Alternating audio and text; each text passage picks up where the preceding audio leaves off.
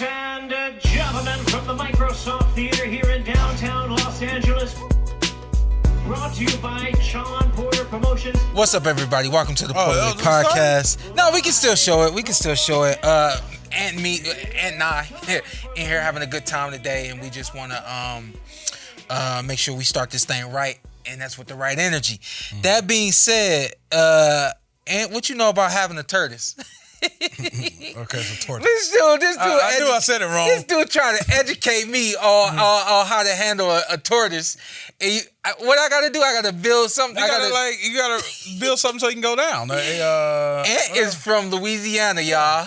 Hey, my son said he wanted fish. Look what I got for him, baby. You got that for him? Hey, Sean, it's fake. He'll never know. You just go to Home Depot. Anytime your kids say you want the fish, go to Home Depot, get the jellyfish lamp. They don't even know, bro. It looked like a lava lamp with a jellyfish. And he like, dang, look at the fish.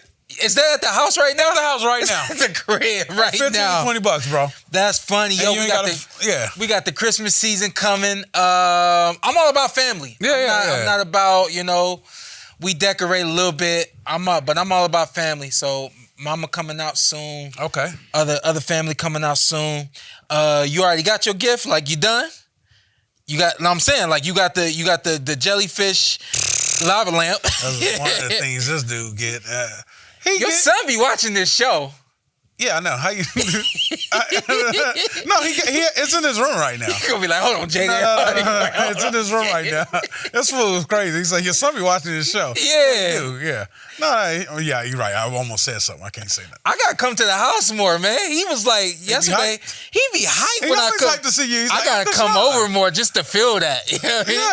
For some reason he love you. Yeah, you be over there like that. Me and Antt watched the fights last night. Well, I was able to watch about 2.5 of the fights. Yeah. With Antt, I called him a couple of times during Shane Mosley's fight, Shane Mosley Jr.'s fight, and what you think about the card overall? Overall, solid card. Yeah, solid card. Yeah. Lara, just go ahead and retire. Yeah. Let's take Shane down real quick. And that's messed up. We're gonna get to Lara. Overall, the card was I literally watched the game while he was fighting. I got something about Lara. You might not like it, but it is what it is. Okay. We got Frank Martin. Let's start with Frank because I know you a big Frank my guy. A lot of people I talk to Frank all the time. He said, man, he realized who the real people was, supporters, when after that fight. Mm-hmm. Frank been out of the ring for a little over a year now. Finally got back in the ring. Barthelemy? Yeah. I feel like he fights everybody. Yeah, Rances. Yeah, and sometimes upset people. Sometimes, have good fights. Rances or something like that. Rances. Yeah, good fight, but Rances. Frank looked good, got the knockout. Big shot, too. Yeah. Big shot looked highlight. I mean, that's pretty. That must be a relief. Especially how he lost to Tank and everybody doubting it. It's like a relief to get back in there and then prove to it. New corner, no longer with Derrick James. I'm sure what the whole holdup was from a business standpoint. Over a year, man. My man wanted to get in the ring. Yeah, 100%. My man wanted to get in the ring. Yep. There's no doubt about it that Frank Martin wanted to get in the ring well before now. And I've said this before, one of the things that bothers me about fighters, they have that big fight against that high caliber guy that puts them on another level, and then they waste it because they don't get back in the ring. And I just, I get it. I understand the circumstances for Frank not getting back in the ring. I'm happy to see him get back in the ring last night. And a motivational message derived as I was watching this fight. Okay.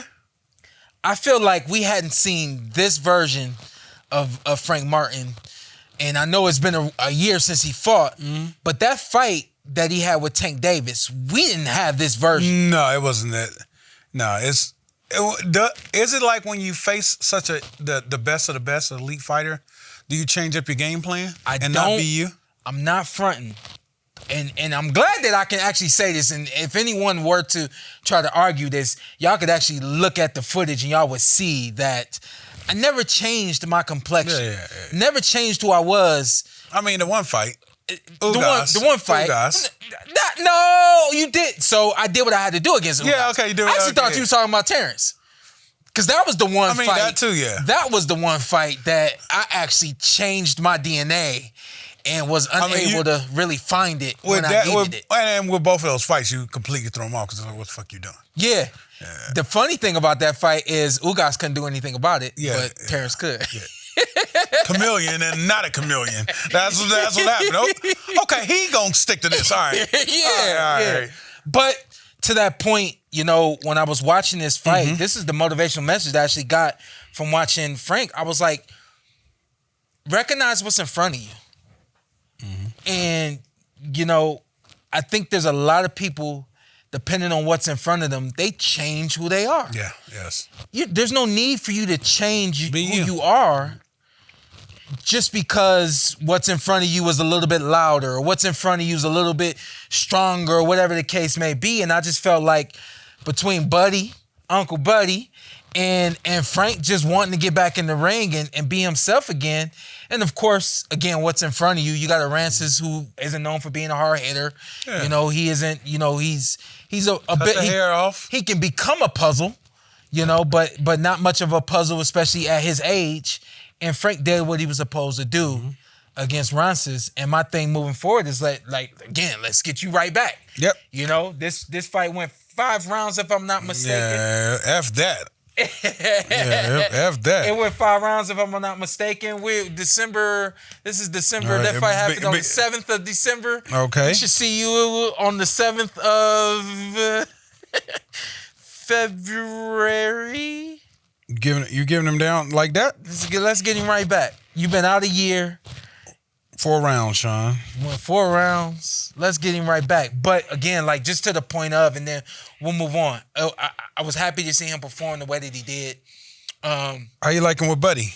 You like that pair? Like him with Buddy. Okay. Yeah, like him with Buddy. Buddy's sharp and solid all the way around. A coach that I was talking to you about this yesterday when I came to the house. Buddy is the kind of coach who can coach anybody. Yeah. And not every boxing coach, not every coach is like that. We see that in everything. Yeah. Not just in boxing, but across the landscape. Shout out to Mike Tomlin. Mike can coach anybody.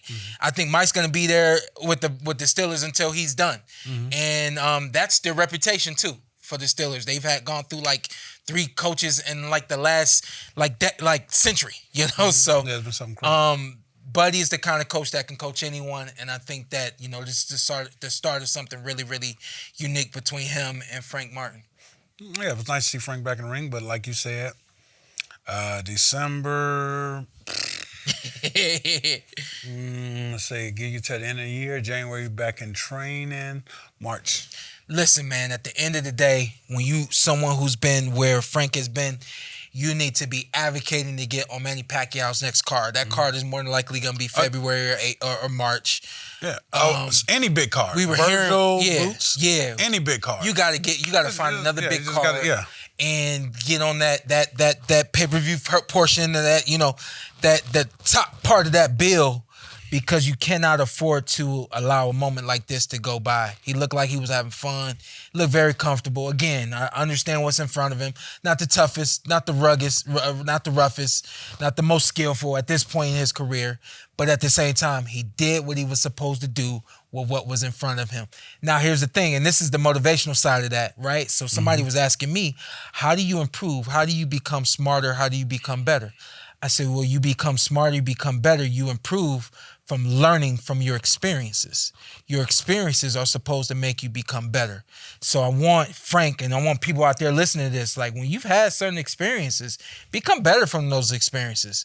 Become better from the experience of having this marquee fight against Tank Davis and understanding what happened from a business standpoint that prevented you from being able to get back in the ring. And now you should be able to maneuver around that and position yourself to get back in the ring. So hopefully that's exactly what happens for Frank. And I got a couple fights for Frank. He's not gonna go get back in the ring. The guy he's looking to get back in the ring too, Frank versus Rayo. And then in the rematch of the Lamont Pitbull co-main event, Frank versus Gary Antoine. Ooh. Winner gets the winner. Yeah. I like it. Ooh. And Gary Antoine's been trying to position himself for a bigger fight. So yeah. I think that crash right there is the one they both need. You know? And that works business-wise for PBC. I like that. Yeah, let's go, baby. What was the first one? Rayo. Rayo. I like that Rayo. I like Rayo. Yeah, I like Rayo. do you get past Rayo, you know? Exactly. No, I'm saying Rayo's the first option, but if you can get Right, I know. I'm just saying, But yeah. those are two great fights, and I got Frank in that. Yeah, you got Frank against Rayo. Antoine, that's gonna be tough. That's a lot coming at him. Two southpaws, if I'm not mistaken. Yeah, but that's a good fight. Yeah, two southpaws. Both one very aggressive. The other one knows how to be aggressive. One a little bit more accurate. That being Frank. The other a little bit more like me, putting punches together to set up the big one. So I like that. That. All right, let's move on real quick. Moses Ramos. Mosley and Ramos. Man. Ramos. Yeah, Ramos. Shout out to Ramos. He did what he had to do. Moved a lot. It was a little better than I thought. Was a more active fighter.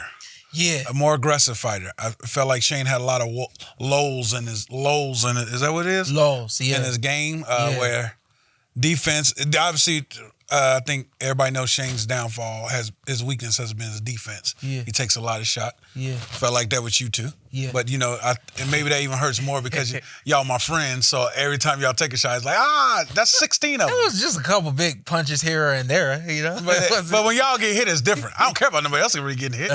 But, I just Shane took a lot of excessive shots.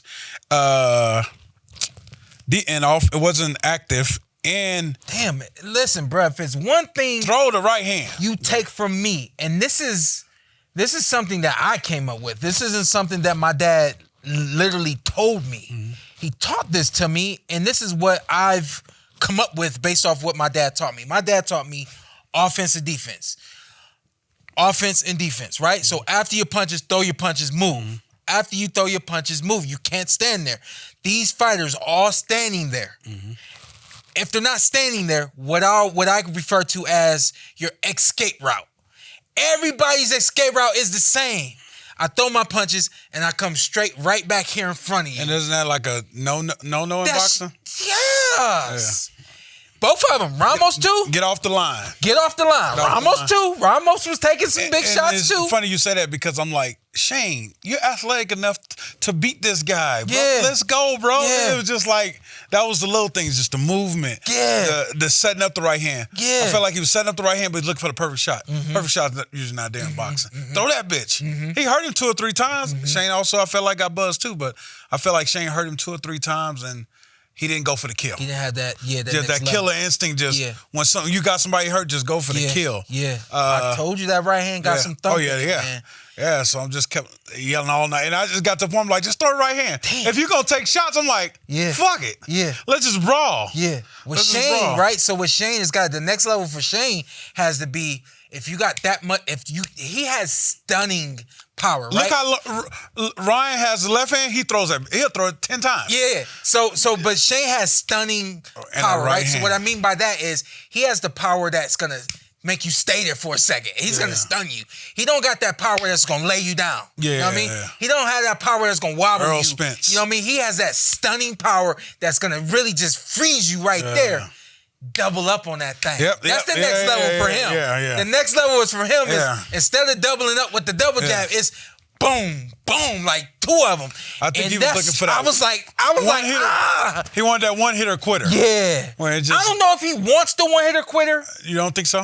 I think he understands that I can stun you, right? Okay. And I don't think he understands like that next level of how I sting you and then I, for the sake of words, kill you. You know what I mean? So, just the play on the words right there. But, that to me is the next level for him. And your thing is you're looking at him losing another fight and you're like, man, I think it's the end for him.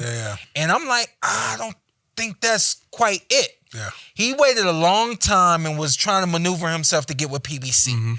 Don't think he officially signed with PBC, but I do believe that based off of this performance, he still could get a contract with PBC. He's still marketable. I think he's actually coming into a phase of his career now where he's a couple fights away from being able to fight for another moment like this. And I think that it sucks that at this point in your career, you're on like the back end of your career and you're starting to get shit together. You're starting to get the family is starting to come together. And the team is starting to come together and all that. But it could be a blessing in disguise. I'm sorry to cut you off. Yeah, and I hope it could be like an old Shockey Foster, Ugas. At the end of the career, Shane gets one more run. And then squeeze out a title on that bitch. Boxing, y'all seen it. It's been done before. Yeah, it's doable. Ugas. Yeah. Oh, Shockey. It's been done before. A couple guys got some off at the end, but even like Dubai got better at the end. Even though he lost to Ugas, to Usyk, but it got better at the end. But yeah, just get one out.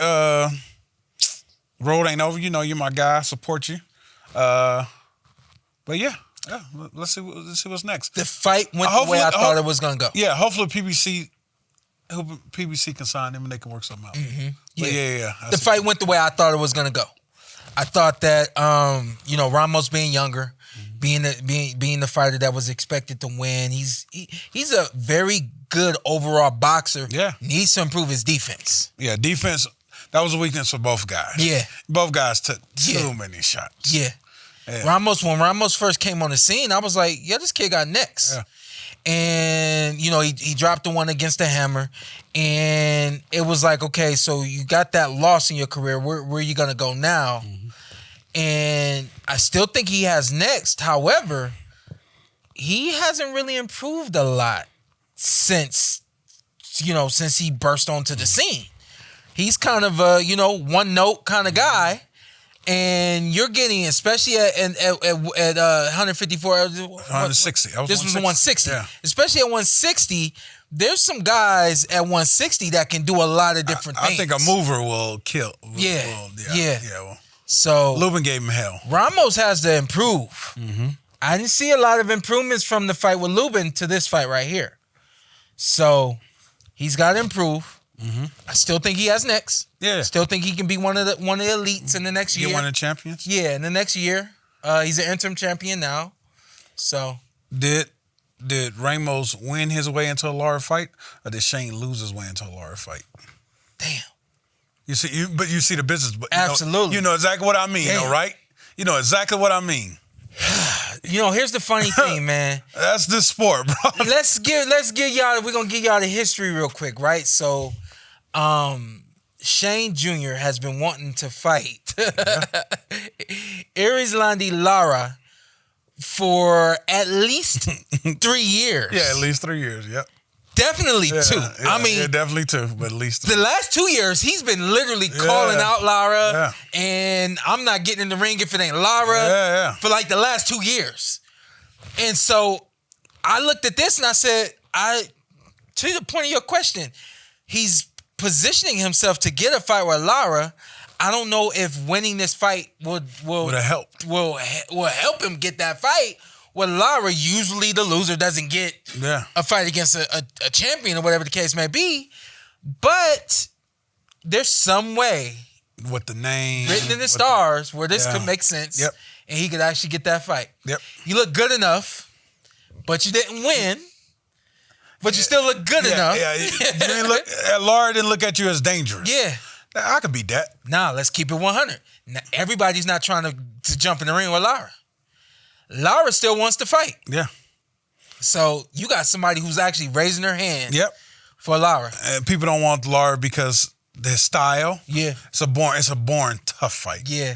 But if you want it, and we doing business with you, let's make the fight. There it is. So let's go. 2026. Let's see what Lara happens, versus Mosley. Shane. Let's go. Let's see what happens, Shane. You might have been on something. Yeah. And with that being said, let's transition to Lara real quick, right? So the fight wasn't bad. It wasn't? We started watching the game. It wasn't bad. I looked up here. Yeah, I looked up and seen that. Look, that's a beautiful moment right there. Rolly not even impressed.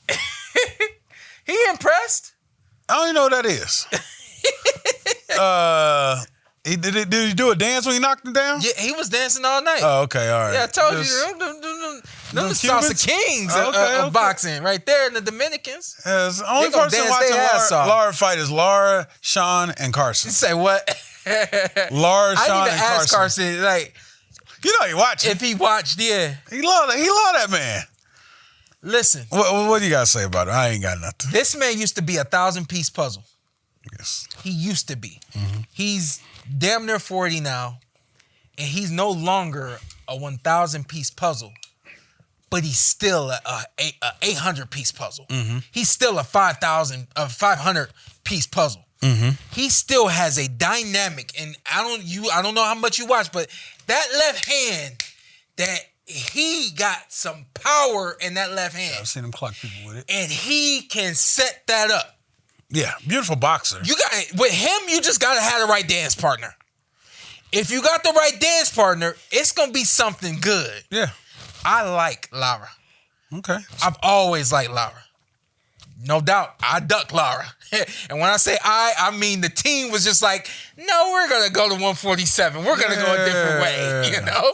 We're going to go a different way because my dad just knew, like, that's a hard puzzle. A.H. told my dad, like, no, that's a ugly night for Shawn. I think he would win a fight with Lara, but that's still just an ugly, horrific night of him trying to catch Lara all night. And I don't want you guys to go through that, so we're just gonna go a different way. We'll line him up. What is you trying to catch Lara moving all night? Essentially, pop shotting. Essentially, but I'm gonna tell y'all 100. Like Lara has my kryptonite. Ends up clipping you and sending you across the ring like Lamont Roach. Listen, hey. Me and Antt missed the punch, and we both like, oh, what happened? Hey, back to Lara. You don't stumble around the ring like that. Like, that junk was so dramatic.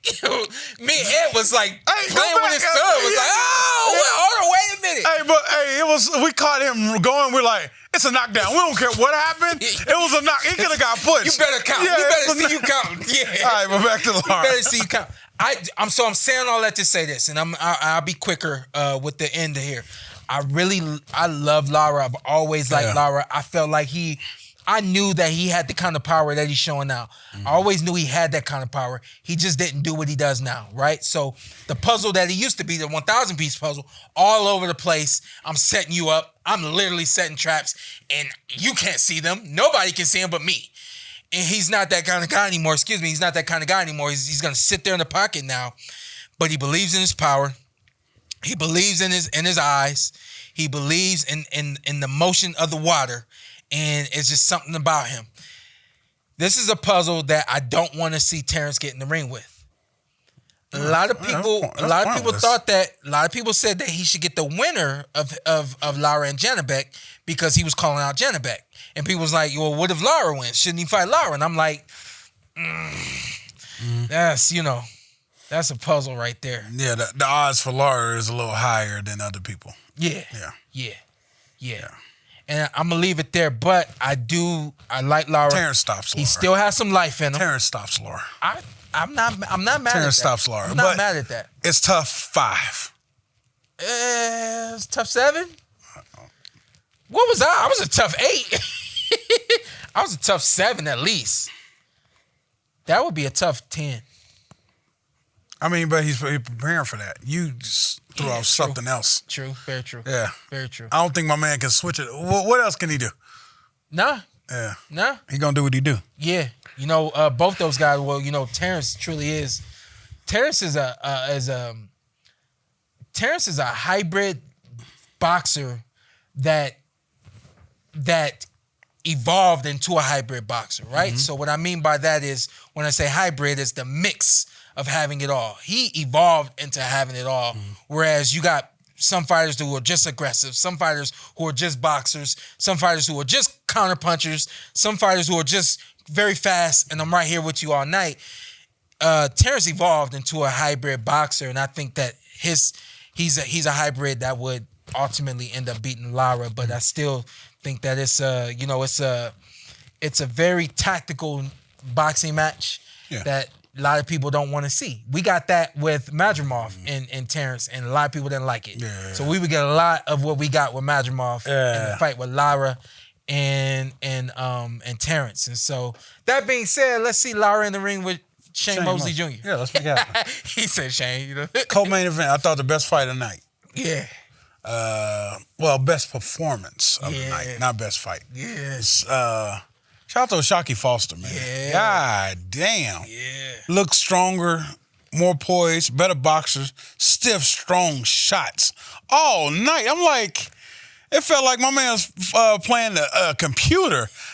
I'm like, Fulton, hit him with something to get his attention. It was just like all night he had Fulton moving, back on the ropes, establishing I'm the dominant guy. This is my division. This is my title.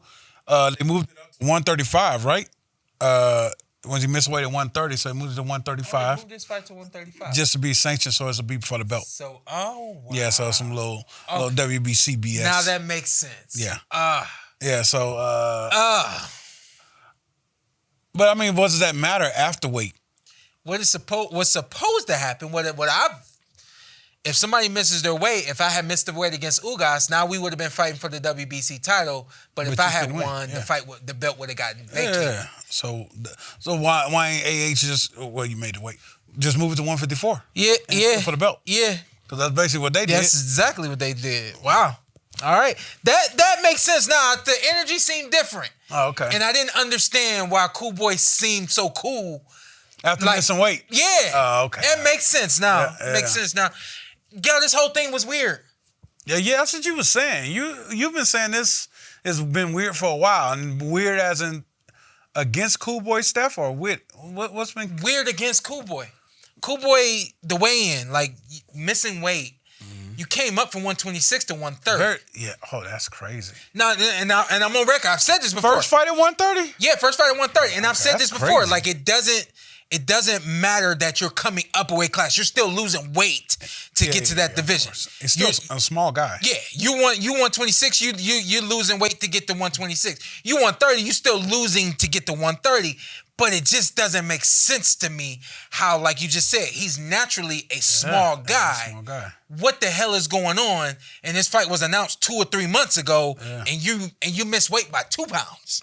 You're not missing weight by a half pound. You're not, you know what I mean? Like it.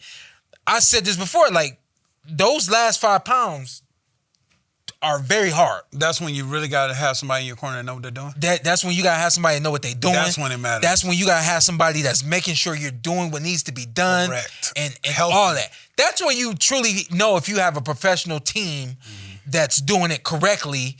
And when you see guys that are, sucked in and dry before weigh-in, they're not doing it right, and nobody on their team's helping them do it right. You know what I mean? So to me, man, you look at the whole team when you see Cool Boy missing weight, but just to keep it on Cool Boy, it didn't make sense to me, right? So then I'm watching the fight, and the dude ain't performing like Cool Boy Steph. That was crazy. It was crazy. That was weird to me, man. I didn't understand it. It was like, yo, did you just clock in? Did you just cash out? Like, what is this? I don't know. And then just felt like about third, fourth round. I was gonna say, I'm sorry to cut you off, but I say this all the time.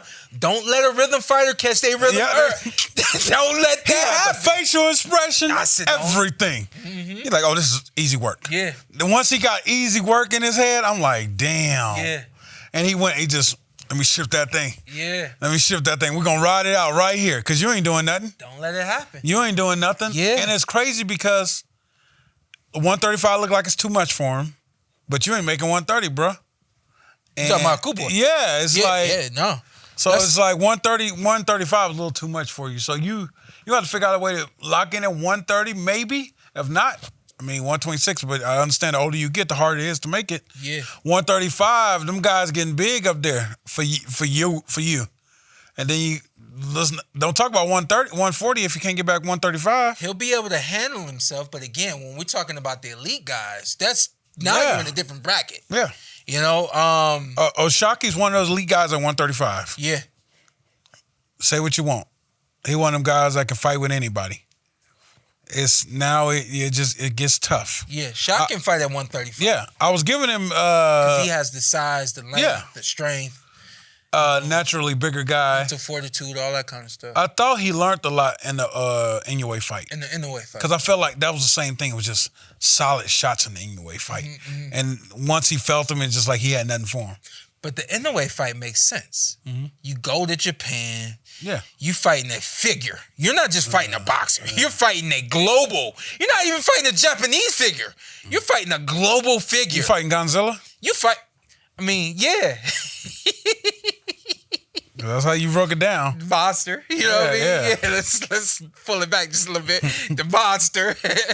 But so that makes sense for you to, you know, be tight, not perform, you know, not show, you know, sentiments of who you are, but come home and you talked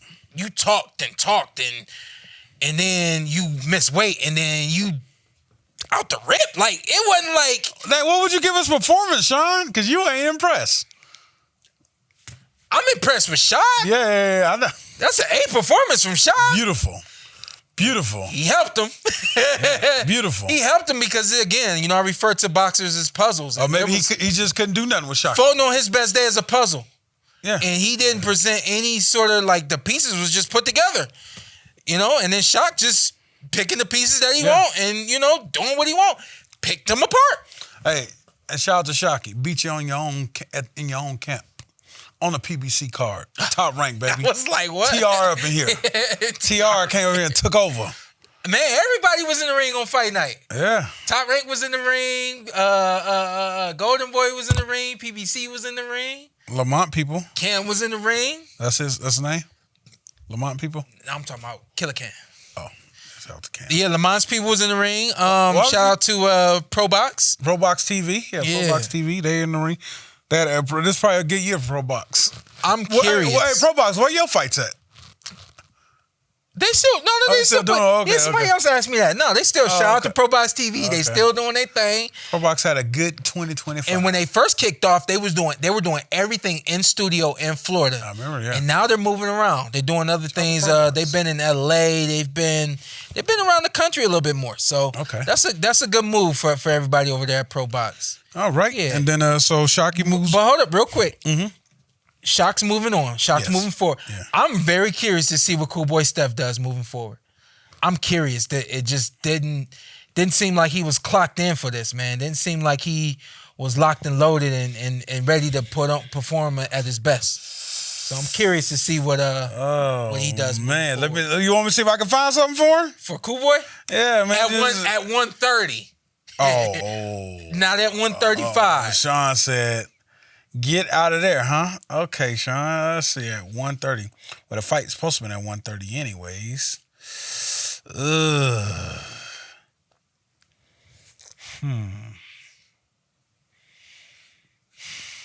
That's tough, man. That's tough.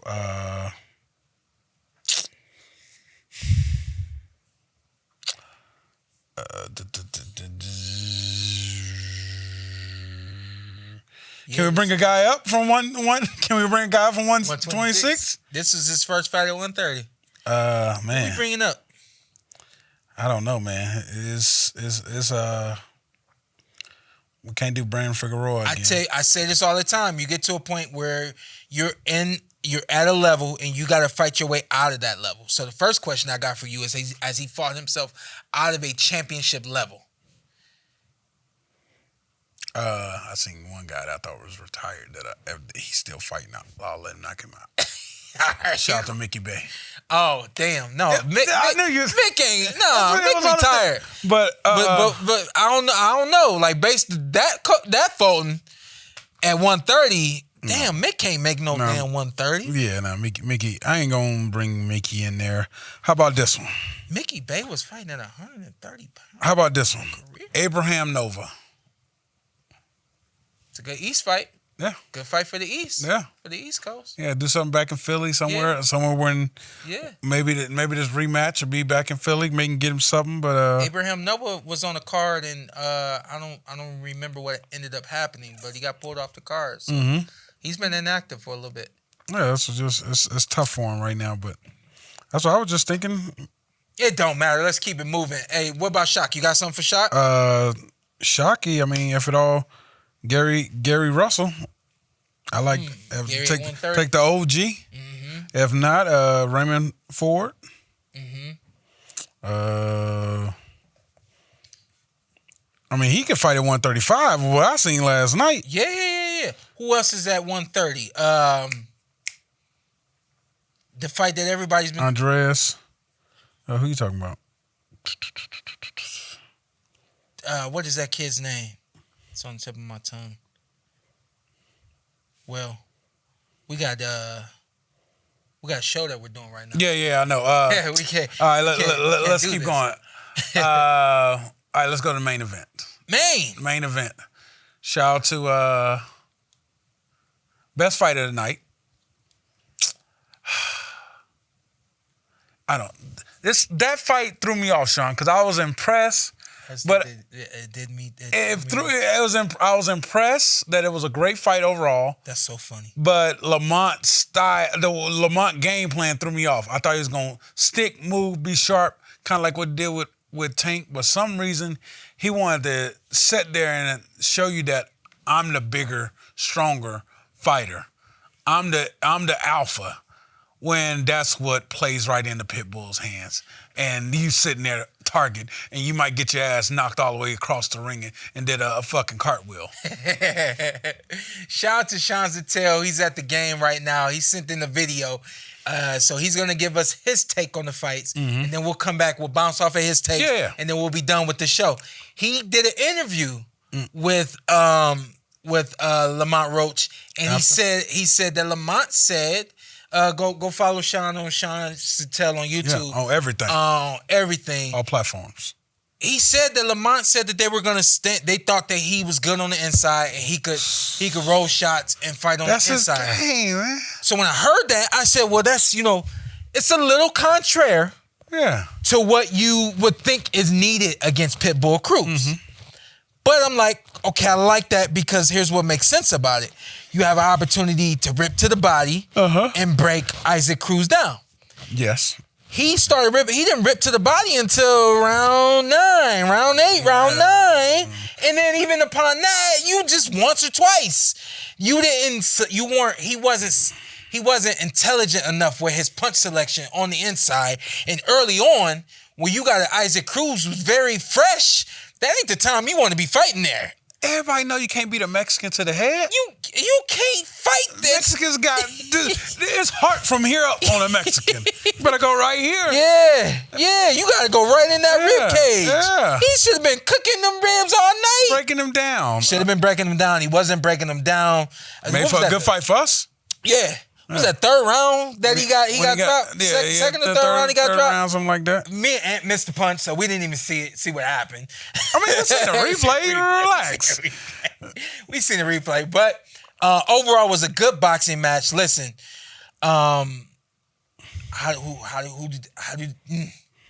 who did you have winning the fight? How did you score this fight? I had the fight 7-5 Lamont. I thought Lamont cleaned up the last few rounds.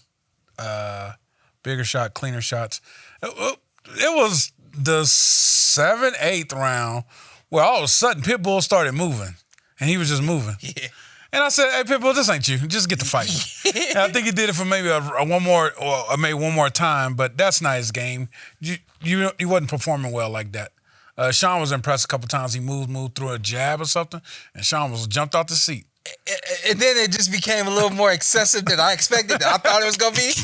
And then I realized, like, oh, he doesn't like truly know how to use it, how to implement it. You know how to set it up, and you know what you do after that. Pitbull should have been. He was down in round 3 after he jumps in with that punch, you know. And then early on, he caught Lamont with the couple of punches. But it's after that, right? So you hop in with that one punch. There's that turn, and then that's when you change from that dynamic to going back to being... Does his corner got that knowledge? Right, exactly. Yeah. Because you add stuff that you're saying to Pitbull, that's a scary, dangerous fighter. Already what you do, bro, is tough.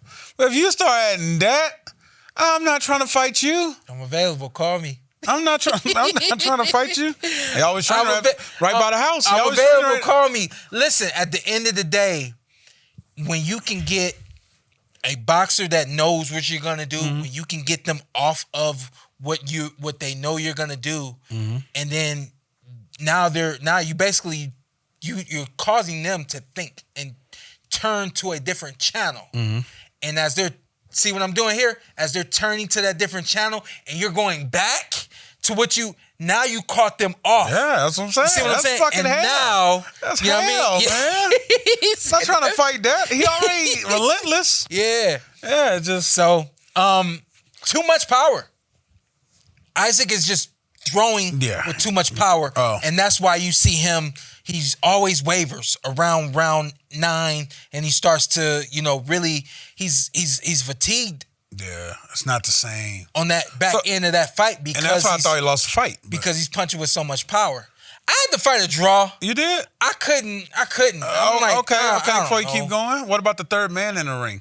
My man, taking a punch from that. I don't know how you guys felt. I was like, why is he taking a point? I missed that too. Then I looked. I'm like, bro, are you kidding me? Yeah. My man hit him in the back one time. I was okay with a warning, and I was going for Lamont. But come on, bro. One punch in the back, and it wasn't even nothing brutal. I mean, I can say that from a man sitting outside. I loved hearing Pitbull say, I want a rematch but with a different ref. Yeah. Sean, the first break, guys, Sean said, oh, this ref is terrible. I don't know. They got the worst ref. I'm like, bro, chill out. He did one break. But somehow Sean and his ref got history. I don't know whether we're going to go back to the amateurs or something. Nah, it ain't back to the amateurs. Sean don't mess with this dude. Sean do not mess with this Red dude. Red Eye was doing fights in Houston. And he was working on the fight? It never failed, man. It never failed. When you are reffing that bad on that level, you shouldn't. There's nothing that promotes you to get to this level. Yeah. So basically, what I'm saying there is the Texas Commission. They're basically working with what they have. It was in Texas. Yeah, it was in Texas. They're working with what they have, and if that's the best you got, then probably shouldn't do no fights in Texas.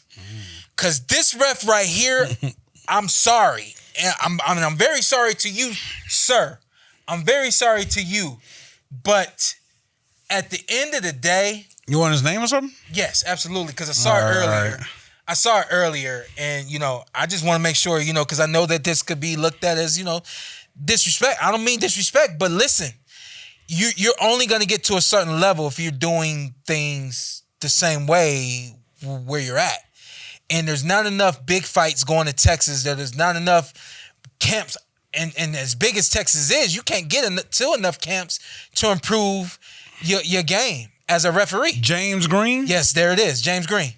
Mr. Green, you ain't the guy. I'm sorry. Damn, how you gonna do that man like that? Because he's trying to make an honest living. Because and I'm telling you right now, I sit ringside, Red Out Boxing, and the first time I'm down there and I see this guy, I'm like, the hell you doing? Now, if I've gone down to do fights for Red Eye for 2 years and I'm still saying, what the hell you doing? After about 7 promotions down there, almost 10 promotions down there, you shouldn't be doing that. You shouldn't be reffing this level of a fight. So as soon as you seen him in this fight, you knew it was over. I knew they. Did I say this? Did I say that he was gonna mess this fight up? Yeah, that's my man. And when you got a situation where he didn't have a balance. They was being dirty. They're too much. Yeah. It's like, bro, but when you have a what?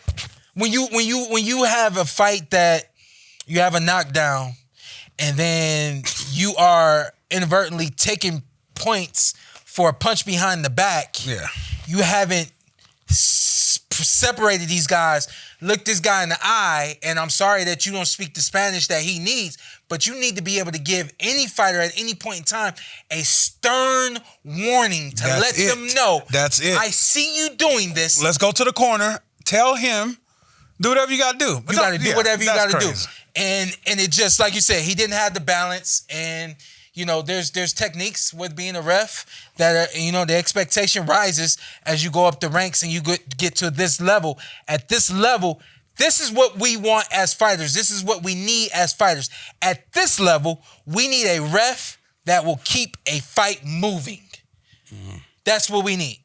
We don't need a ref that's going to do anything else.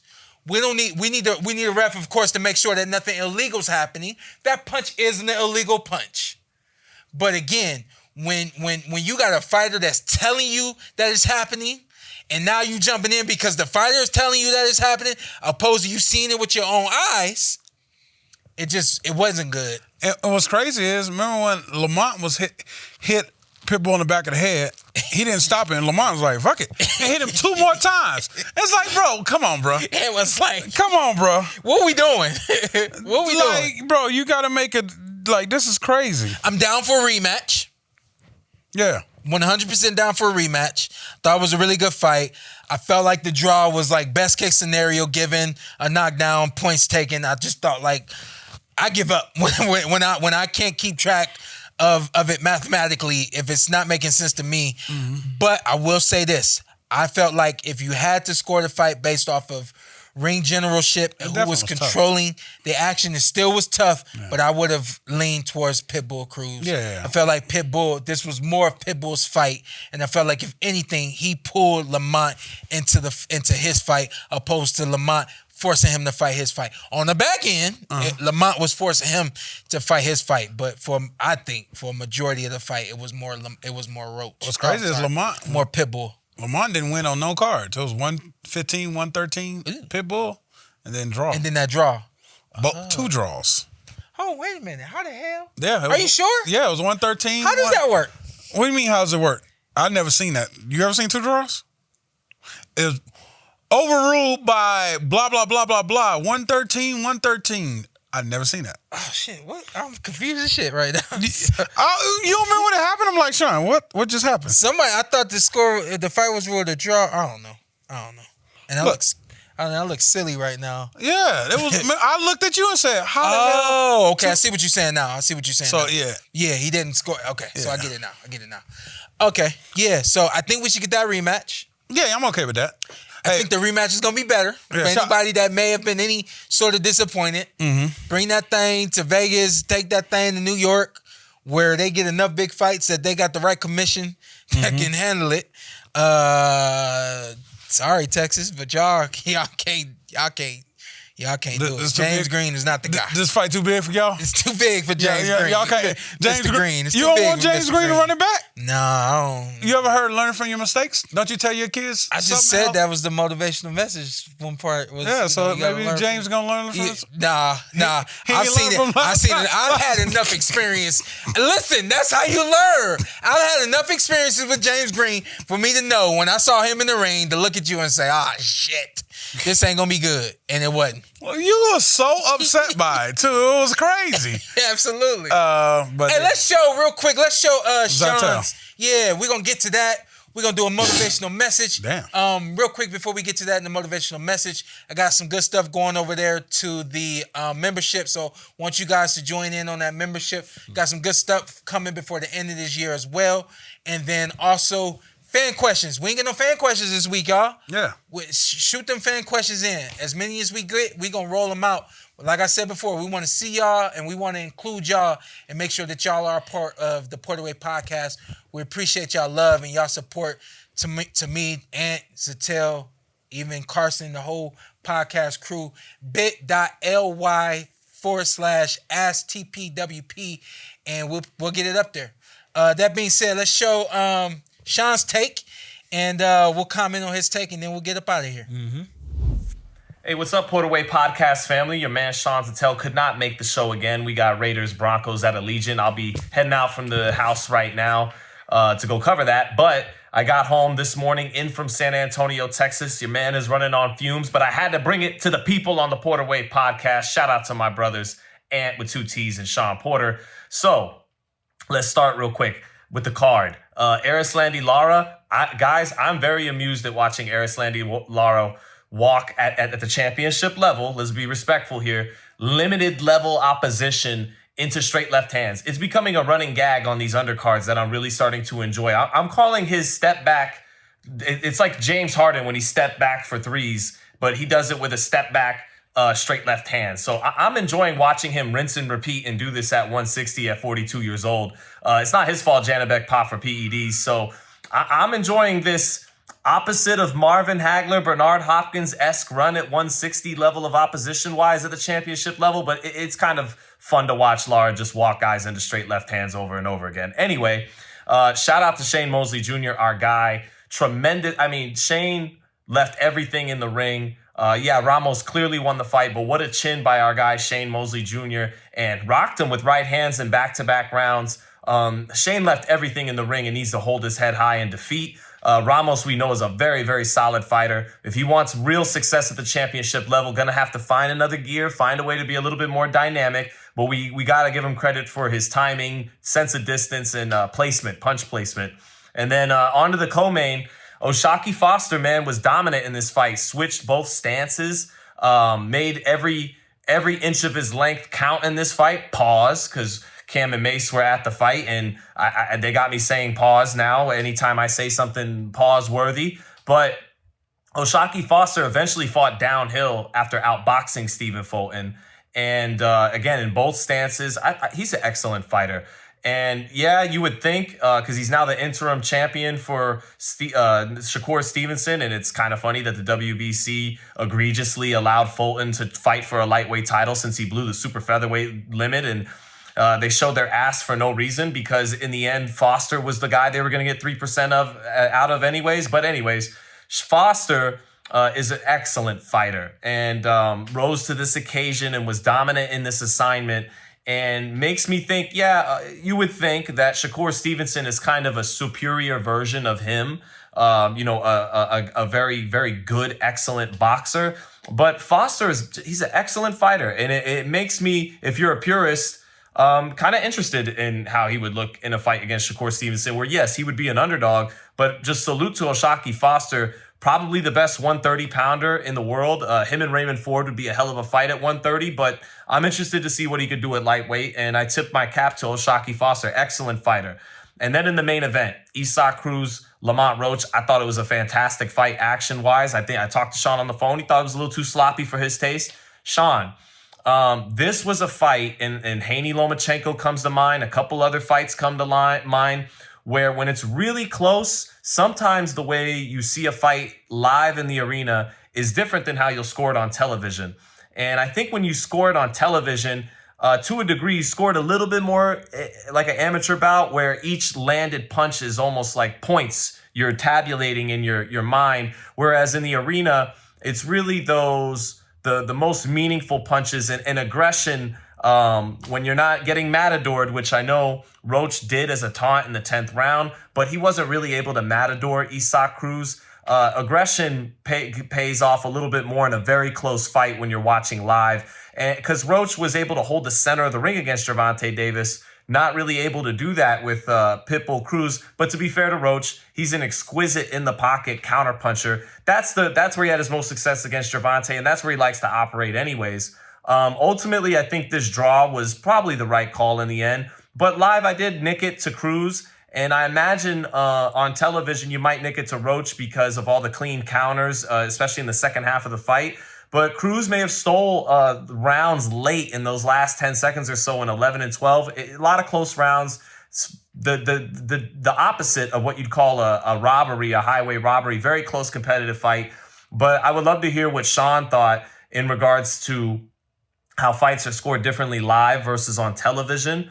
And we got to see this one again. Roach had the knockdown, or Cruz had the knockdown early, and I don't think Roach ever quite captured a moment in the fight to offset that. And at first, I thought the point deduction wasn't right. But then reflecting on the fight and talking to people I respect and realizing how many low blows Cruz landed and sometimes punched behind the head. And people were talking about how much Cruz held too, but Roach was tying him up tactically quite a bit, in the early portion of the fight, especially before the knockdown. Anyways, it was a hell of a fight.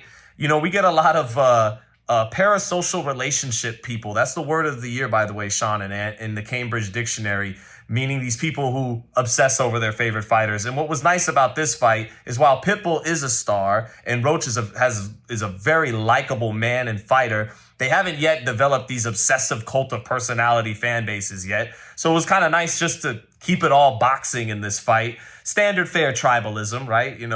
Mexico versus Black American fighter, probably the best rivalry in the sport. But let's see them do this again. I love the fight. So that's it I got for now from your man, the big SZ to the big SP and the big Antt with 2 T's. And I'll see you guys next week on the show because the Raiders are playing the Eagles, so I can actually make the show. Peace and love to everybody watching the show and to my guys in the studio. And I love you too, Ryan Hafey. There it is. Our guy Sean Zittel giving us his take. I told him, I said, man, anytime you are not able to make it on the show, do these videos. I love them. Beautiful. We get an opportunity to still hear you and his fantastic analytical perspective. I took a couple of notes real quick. He says he was amused with Lara. You said you were bored by Lara. I said, yo, I love Lara. I've always loved Lara. I think I've always secretly respected Lara because I knew what he was capable of against the best.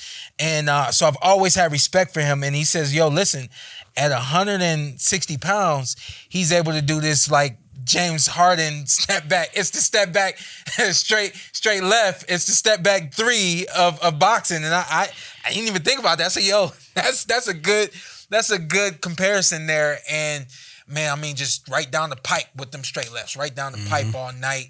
Again, you got somebody like Terence. Terence is not going to just simply walk into that punch. He's going to figure things out. Southpaw, orthodox. He's much more well-rounded. Might be too much for Lara at 160 now at this point in his career. But against virtually anybody else, I'm willing to bet that Lara wins. He said Ramos needs to find another gear, and that's exactly what we said. We think that, I had a feeling that Ramos would be at the end of the night just a little bit too much for Shane. Shane kept up, but again, when you break in the tape, Shane was a step or two behind Ramos most of the way, which is ultimately why Ramos finished the race first. But Ramos has to find another gear, get in the ring with some more elite talent. And that should be coming in the next 365 days for Ramos. He should be stepping up to championship contention in the next year. You want him back in the ring? Ramos? Yeah. I mean, why not? A lot of punishment, but yeah. Shane got Lara, so Yeah. Okay. And are you gonna touch anything with the WBC and Terence Crawford? Shock egregiously fighting for the WBC title. Oh yeah, what was that? So that's what. They made the fight a 135-pound fight for a 135-pound championship title. So now Shock is in line to actually fight Shakur Stevenson, even though he isn't technically a 135-pound fighter. Now he can fight at 130 and fight at 135. He's got options. And in the game right now, where it's like, you get put in this little box and you move when we tell you to move, where we tell you to move, how we tell you to move. Now he's opened up that box a little bit more because he's 135 and 130. So it's good, but at the same time, is he going to be able to exercise 130 and 135? Don't forget this. The sanctioning bodies don't like sitting still. So which one are you fighting at? Are you fighting at 130 or are you fighting at 135? Because we're going to strip you of one of them. And Shakur, what you doing? You fighting at 140 with T.O. or are you coming back down? So we ain't waiting. It's a lot. Unless you Canelo. Egregiously. Unless you Canelo. It's all done egregiously. I love that word. Even though he said the word of the year was parasocial, I like egregiously. I say, goddamn, that's a word right there. Real quick. Yeah, we'll get out of here. And y'all heard his take on Pitbull and Lamont Roach. At the end of the day, we all feel like that rematch is necessary. And I think, they fought themselves into a fight that will be very hyped up. I think the first one was exceptionally hyped. I think a rematch will be extremely hyped. So, do I want to touch on what's going on with the WBC and Terence? You ain't got to touch on it. I'll touch on it. Go for it. I'll go after you. Always once I think Sean broke it down to me. Somebody broke it down to me. The fees of a belt, and then that's when it started understanding why. I started understanding why Floyd Mayweather was never undisputed. I said, I get it now. It's like I'm not about to pay all these fees. I'll just make this belt my belt, and this is what I'm gonna fight for. So everybody. That's why Victor Ortiz got a belt. Robert Guerrero and everybody got belts. Because I don't want those belts. So I get where Terence coming from. Don't strong arm me. I agreed to pay my percent. Don't make your belt special than every other belt. And then all of a sudden I owe you more money. If he was doing what he said he was doing with the belts, and I mean, I don't know how far back they go where they said they help out retired fighters.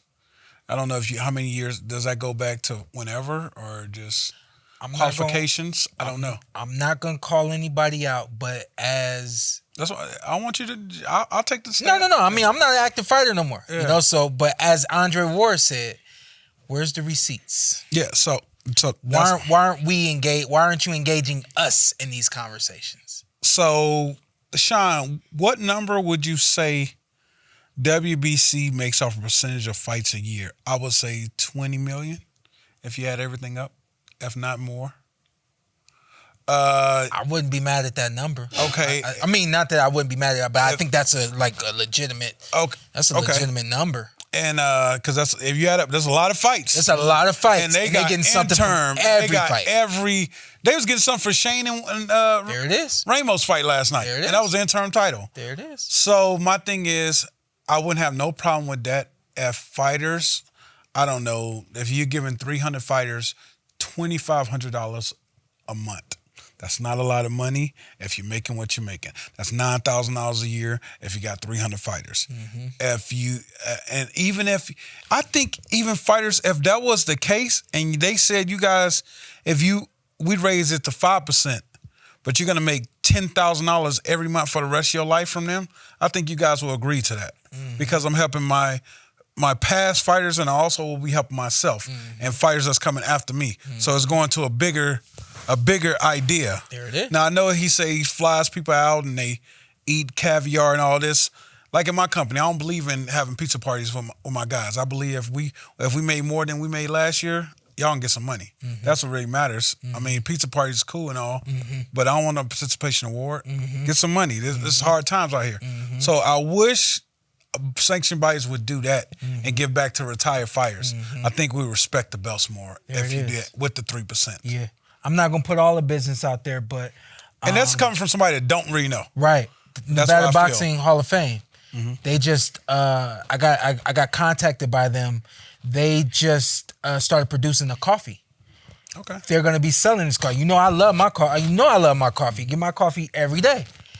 And for them to produce a coffee and instantly have this thought that we're gonna sell coffee and we're gonna give a percentage. That wasn't even a question. I knew the Boxing Hall of Fame. We're gonna put a percentage in this kitty, and this percentage is gonna go to our Hall of Famers, and we're gonna do things that we're gonna do the things that we do the best we can to help other retired fighters and fighters that may need help. Like for you to have that understanding. Yeah. And you're a Hall of Fame that's been in existence for about 11 years now. But you got sanctioning bodies. We can talk about the WBC specifically because that's the one that's been called out. And you aren't doing this. There's not the receipts. So I'm gonna say this, and we'll wrap it. As Sean Zittel has been fighting for about 2 years now, with everything going on with His Excellency doing boxing and stuff like that, and Sean is saying, I just don't like it. It's gonna change the way boxing has always been. I am a purist. I love the boxing that exists. They just gotta change it and they gotta improve it. And he's been saying for a long time now, y'all are missing y'all opportunities to create the necessary change, and y'all are gonna miss out. He said, this is what Sean said. Y'all are gonna wait until it's the end of the line, and then y'all are gonna try to change things, and then y'all gonna miss y'all time. It'll be too late. Y'all gonna miss it. It's gonna be too late. And it's seeming like that might be happening. So all that says salute to Sean, because he had the wherewithal to understand what's going on and what needs to change. And now we have fighters out here who are speaking up. First and foremost is Terence. I know Andre Ward has had conversations over the years. Dre and I have had conversations about this as well. And I've been working on some things too. So something's going to change, y'all. And it hasn't changed for the better. Salute to the Nevada Boxing Hall of Fame for understanding what should be done for boxing and for boxers, especially those who are retired and aren't bringing in those big checks anymore. Yeah, But yeah, I just really wish that was a deal. Help the fighters out, $10,000 a month, if not 5, just something to help fighters out, man. Because it just sucks. You guys put your life on the line for this warrior sport. But yeah, I agree. If there was understanding, paperwork, that everybody knew where it was going, then it'd be like, okay. I even look back on it, like no disrespect WBC and Mauricio, but I was looking into it. This started. His dad talked about this 10 plus years ago, and just like we're working on it. I'm like, can we get to it? And I'm not even holding just WBC, WBA. His dad has been gone IBF since 2014, if I'm not mistaken. This is all belts. About 10 years ago. Even if you can, like, if you can get a check from each belt company, just something coming in, just something coming in. It's just like something, bro. But it's just like, it's crazy. Like, do y'all even get this might get you in trouble. Do y'all get residuals for y'all fights getting replayed? No. So it's just y'all get when they cut y'all a check. Ain't no. I'm about to start some problems. My fight with Keith Thurman was the first. Because that shit gets played all the time. First fight on Prime, and I just like almost in tears because I'm like, that's what I did though. Like I just wanted to create moments that would be remembered and people would enjoy anytime they watch them. And to see my fight be the first fight on the Amazon Prime platform, I was just like, wow, like I can't believe, like I did it. I did it, you know? But then again, on the other side of that is, damn, I did it. And we're you know? So it's been a part of the game. Hopefully things change. Motivational message. All right, go ahead. And we're going to get up out of here. I got a strong one today. All right. Who's helping you through the storm? That's my question for everyone. Who's helping you through the storm? This isn't directed towards any of my friends, but I have a couple of friends right now who have been going through some things, and they've been quite drastic. And one of them, I'm on the phone with religiously, like, yo, let's make sure we're talking. And I said, hey, listen, when you sit in your room in silence, that's when the enemy can truly operate. And think about this, Antt. Who's helping you through the storm? When you got someone who can talk you through the storm, when you got someone who can help you find the answers that you aren't able to find because the rain's hitting you in the face, because the wind of life is pushing you all around and you're not stable. You need someone there that can help stabilize you, stabilize your situations, and help guide you through the hard times. Who's helping you through the storm? Don't sit in silence by yourself, because that's when the enemy can really move and talk and speak things to you or get you to speak things about yourself that are lies. Don't believe the lies. Get you some help through your storms. This is the PorterWay. Stay blessed.